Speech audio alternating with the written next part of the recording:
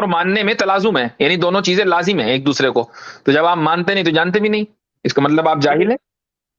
मैं बुत बनाता हूँ, बुतों के ऊपर लिटरेचर लिखता हूँ, तो जिसकी मैं पूजा करता हूँ। अच्छा, तो आप बुतों की पूजा करते हैं, ठीक है। तो ये जो बुत हैं, ये जिन पत्थरों की आप पूजा करते हैं, वो किसी को रिप्रेजेंट करते हैं, या खुद वो उनमें कुछ पावर है?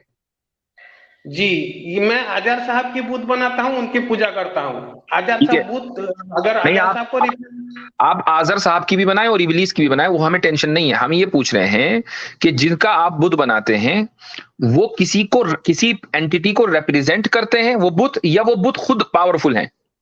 नहीं नहीं, वो किसी को रिप्रेजेंट करते हैं। किसको? कि, किसको, मतलब जो कैरेक्टर, मान लो मैं आजार साहब को मानता हूँ, तो क्यों आजार मानते हैं आप? साहब, तो उनको साबित नहीं कर सकते? बस साबित करो पहले नहीं आजर को। नहीं नहीं, सुनिए। ना ना, मैं, नहीं सुनेंगे, नहीं सुनेंगे, पहले आजर को साबित करें।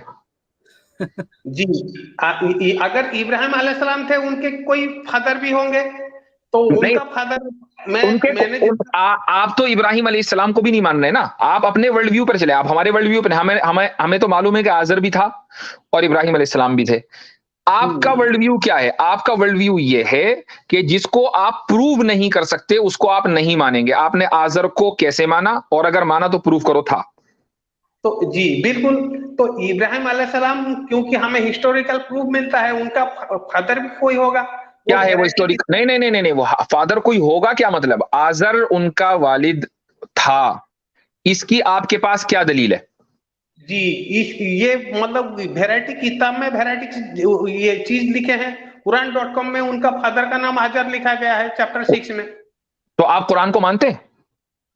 जी नहीं, मतलब कुरान में ढेर सारी चीज है, उसमें जितना मानने लायक चीज है वो मैं मानता हूँ। जो मानने आपने लायक चीज, आपने ये कैसे तस्लीम किया कि आजर की बात जो है ये तो मानने लायक है, लेकिन अल्लाह अगर ये कह रहा है कि अल्हम्दुलिल्लाह रब्बिल आलमीन ये मानने लायक नहीं है, ये इसके ये डिफरेंस की वजह क्या है? हाँ ठीक, डिफरेंस की वजह क्या है? पॉलिटिक्स। पॉलिटिक्स? जी, यहाँ पे मतलब वहां पे कोई ये नया पॉलिटिक्स। नया ये सही है। चलो ठीक है, इतना इतना ऑनेस्ट मैंने एथिस्ट कम ही देखे हैं। वैसे एथिस्ट नहीं, पता नहीं क्या है ये। तो वैसे खैर आपकी ऑनेस्टी जो है अच्छी लगी। अब थोड़ा सा आप डॉक्टर वॉक्टर को दिखाएं। अब सही जी, बात बोली मुफ्ती साहब। मेरा तो मकसद ये है कि मैं आजाद साहब वो जो करते गए, इब्राहिम अलैहिस्सलाम जो करते गए, इन दोनों की किरदार में दुनिया के सामने लाऊं, यही मेरी जिंदगी का मकसद है। फिलहाल आप अपने किरदार को दुरुस्त करें, फिर दूसरे के किरदार को आप सामने लाइएगा। आपका जो वर्ल्ड व्यू है, देखिए मैं एक सिंसियरली आपसे बात कहता हूँ। चलो अभी तक के तो हम मजाक ही कर रहे थे आपसे, हम जी अपने मूड फ्रेश कर रहे थे अपना। मैं आपसे सिंसियरली एक बात कहता हूँ। देखें, आपका जो भी पैराडाइम हो, पैराडाइम समझते हैं आप?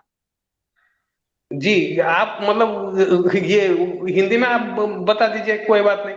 नहीं अभी नहीं, मैं तो हिंदी नहीं समझता ना। आपने कहा जी, तो इसका मतलब समझते हैं आप पैराडाइम?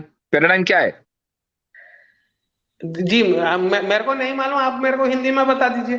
अच्छा, जब आप किसी से डिबेट करते हैं ना, खुसूसन फिलॉसफी के ऊपर, लॉजिक के ऊपर, रिलीजन के ऊपर, आइडियोलॉजी के ऊपर, तो सबसे पहले आपको पैराडाइम सेट करना होता है कि पैराडाइम क्या है। पैराडाइम जो है तीन चीजों से बनता है। Number one epistemology, number two ontology, number three morality.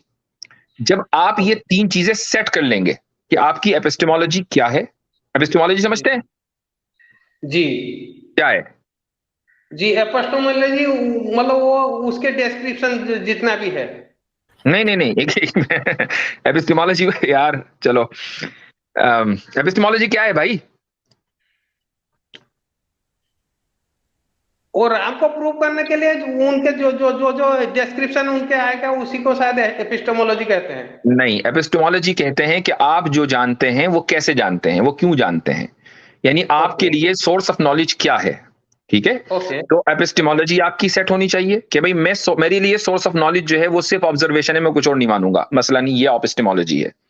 Ontology okay कहते हैं कि जो चीज मौजूद है उसके वजूद के बारे में गुफ्तगू, कि वो कैसे मौजूद है और क्या है वो। मसलन इब्राहिम ओके। अलैहिस्सलाम पर बात हो रही, तो इब्राहिम अलैहिस्सलाम कौन है, क्या है, रसूल है, इंसान है, क्या है, ये ऑन्टोलॉजी है। तीसरी चीज मोरालिटी है कि आपकी जो मोरालिटी की बेसिस है वो क्या है, आपकी अपनी नफसानी इंडिविजुअल ख्वाहिशात हैं या कलेक्टिव ख्वाहिशात हैं या स्क्रिप्चर्स हैं। जब ये तीन चीजें आपकी सेट हो जाएंगी तो आपका पैराडाइम सेट हो जाएगा। जब आप एक पैराडाइम सेट कर लेंगे कि ये मेरा पैराडाइम है, उस पर रहकर आप बात करें। आप देखते होंगे कि जब आप मुसलमानों से बात करते हैं, आप मुझसे बात करते हैं, आप कैसर भाई से बात करेंगे, आप आसिम इफ्तिखार साहब से बात करेंगे, मुफ्ती शमाइल से बात करेंगे, हम सब लोग एक ही बात कर रहे होंगे, हम एक दूसरे से कॉन्ट्रडिक्ट नहीं करते। उसकी वजह यह है कि हमारा पैराडाइम सेट है। हम सबको पता है कि ये हमारी बाउंड्री है, इस बाउंड्री के अंदर ही रहना है और इस बाउंड्री के साथ ही कंसिस्टेंसी के साथ बात करनी है। आप लोगों की बाउंड्री नहीं, आपको पता ही नहीं है कि बाउंड्री में गेम कौन सा खेलना है और बाउंड्री किधर है, ना बाउंड्री का पता कि किधर है और ना गेम खेलना है कौन सा, ये पता है। इसलिए आप इस तरह के यानी आई एम सॉरी टू से फूलिश गुफ्तगू करते हैं कि जो आपने अभी की है आज। तो आप अपना पैराडाइम सेट करके फिर जो हमसे डिबेट करनी है वो हमसे करें। जी समझ गया? जी जी बेहतरीन। खाली मैं एक चीज मेरे को आपको बताना है। मेरे को जो मतलब आपके वो जो आप जो बताए वो वेस्टर्न डिबेटिंग की स्टाइल है, ठीक है? अरे नहीं, अरे भाई ये कॉमन सेंसिकल है, वो टर्मिनोलॉजी वेस्ट ने दे दी होंगी, ये कॉमन सेंसिकल है। जब आपको जब तक ये नहीं पता कि आप कोई चीज जानते हैं तो वो कैसे जानते हैं, इसका वेस्ट से क्या ताल्लुक है? जी नहीं मैं, हाँ ठीक है। तो मैंने जितना डिड्यूस किया वो मैं आपको बता रहा हूं कि आज तक कोई नबी हुए ही नहीं। ठीक है, वो आपने जितना समझा कि आज तक कोई नबी नहीं हुए वो आपने हमें बता दिया। दलील दलित वही तो मतलब ये जो इब्राहिम अलैहिस्सलाम थे उनकी अगर आप लाइफ को स्टडी करोगे तो आपने कहा कोई नबी नहीं हुए, एक दावा है, दलील दो। जी वही तो मैं कह रहा हूं। जब वो इब्राहिम की वो मेरे को यहाँ पे दो दलील मैं दूंगा।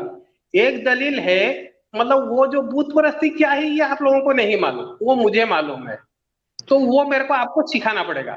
नंबर दूसरी दलील है जब आप ये अरे अभी तो पहली दलील नहीं हुई, बुत परस्ती सिखाना पड़ेगा हमें, ये दलील आपकी।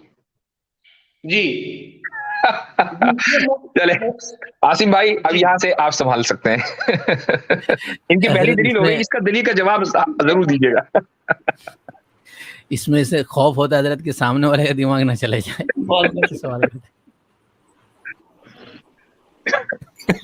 वैसे पंडित जी अक्सर तशरीफ लाते रहते हैं और हमें जो है इंटरटेन करते हैं। पंडित जी का भी बहुत शुक्रिया रहता है कि वो आते हैं और इंटरटेन करते हैं। हाँ, थोड़ा सा इंटरटेनमेंट हो जाता है और कुछ नहीं। हमें तो क्या लग रहा है मुफ्ती साहब, हमें तो क्या लग रहा है कि पंडित जी बड़ी चालाकी से बिना फीस दिए आपसे सीखने आ जाते हैं। कि फीस भी नहीं देनी पड़ेगी और बातों बातों में कुछ नया सीखने को मिल जाएगा। जी जी जी। तो मतलब भूत परस्ती आप क्या समझते हो? वो यादर साहब जो भूत परस्ती करते हैं वो क्यों करते थे? कौन करते थे भूत परस्ती? आजर जी, आजर साहब जो भूत परस्ती करते थे, भूत बनाते थे, उनके सामने खाना रखते थे, फिर खेलने चले जाते थे, जैसा हम मतलब मैंने सुना है, पढ़ा है। तो वो क्यों करते थे? पंडित जी किसको भूत बनाते थे? पंडित जी आजरबाईजान की बात कर रहे हैं क्या? एक तो कंट्री भी है आजरबाईजान। कुरान चैप्टर 6 में जो आजर साहब के बारे में वो ऐसा करते थे, आजाद वो ऐसा करते थे और वो गलत करते थे, गुमराह हो गए थे। तो वही तो आप मतलब भूत परस्ती आप क्या जानते हो उनको गलत कह रहे हो?